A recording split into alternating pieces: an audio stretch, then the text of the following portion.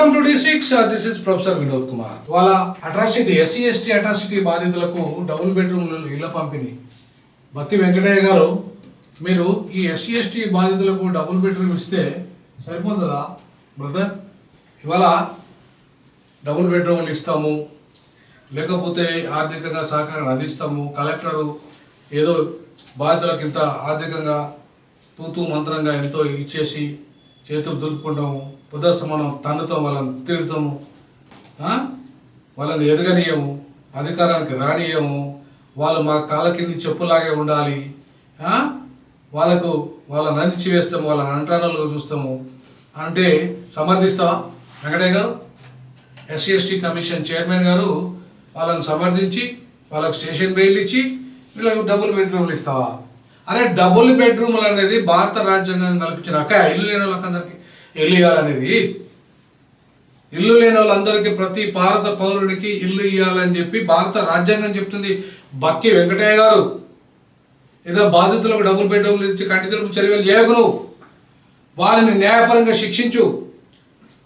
శిక్షించడానికి నీ యొక్క అధికారాన్ని వాడు, అంతేగాని నేను డబుల్ బెడ్రూమ్లు ఇప్పిస్తా, నువ్వు ఎమ్మెల్యేవా డబుల్ బెడ్రూమ్లు ఇప్పించడానికి? ఏంటి, నువ్వేమైనా ఎమ్మెల్యేవా, లేకపోతే జడ్పీటీసీవా, ఎంపీటీసీవా, సర్పంచ్వా? నువ్వు ఒక కమిషన్ వండి డబుల్ బెడ్రూమ్ ఇప్పించలేదు బాధితులకు న్యాయం చేయి, బాధితులకు ఆదుకో, బాధితుల ఆత్మ గౌరవం ఇంపార్టెంట్.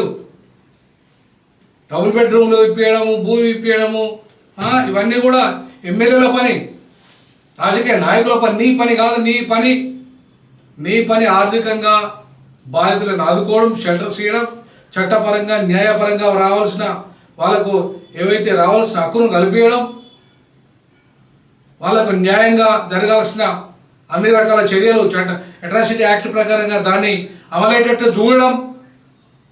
అంతేగాని ఎమ్మెల్యే లెక్క, లేదా ఎమ్మెల్సీ లెక్క, ఎంపీ లెక్క, లేకపోతే రాజకీయ నాయకుల లెక్క నేను డబుల్ బెడ్రూమ్లు ఇప్పిస్తా, లేకపోతే భూమి ఇప్పిస్తా, గృహ సముదాయంలో వాటా ఇప్పిస్తా, ఇవేందండి నాకు అర్థం కాలే. అద్దెకు దుకాణాలు ఇప్పిస్తా, ఇది నీ పని కాదు. నీ పని అది కానే కాదు. నీ పని చట్టపరమైన హక్కులను కాపాడేది నీ పని. అట్రాసిటీ యాక్ట్ను అమలు చేయడమే నీ పని. దానికి సంబంధించిన జీవోలని పరిరక్షించడమే నీ పని. అంతేగాని ఏవో రాజకీయ నాయకులు చెప్పిన మాటలు మాట్లాడిందని నాకు అర్థం కాలేదు. బాధితులకి ఆత్మ భరోసా, డబుల్ బెడ్రూమ్ ఆత్మ భరోసా ఇవ్వవు. ఆత్మ న్యూన్యత నుండి కాపాడవాలని ముందు చట్టపరంగా వాళ్ళని రక్షించు, రాజ్యాంగ పరంగా వాళ్ళని రక్షించు. అది నీ పనితనం. అంతేగాని ఏంది, మీరు సమాజంలో ఎంతైనా తిట్టండి, మావులను ఎంతైనా కొట్టండి, చంపండి, అవమానపరచండి, ఖాళీ వాళ్ళకి డబుల్ బెడ్రూమ్లు ఇస్తే చాలు, లేదంటే వాళ్ళకి అక్కడిక్కడ ఇంత బెనిఫిట్ ఇస్తే చాలు, బిచ్చం ఇస్తే చాలు అని. బిచ్చమా? రాజ్యాంగ హక్క నువ్వు కాపాడాల్సింది బిచ్చగల తయారు చేయడము, రాజ్యాంగ హక్కులు కాపాడడం నీ బాధ్యత. ఏది నీ బాధ్యత? సో ఇట్లాంటి దయచేసి కమిషన్ చైర్మన్గా ఇంకో 1 year ఉంది కావచ్చు నీకు.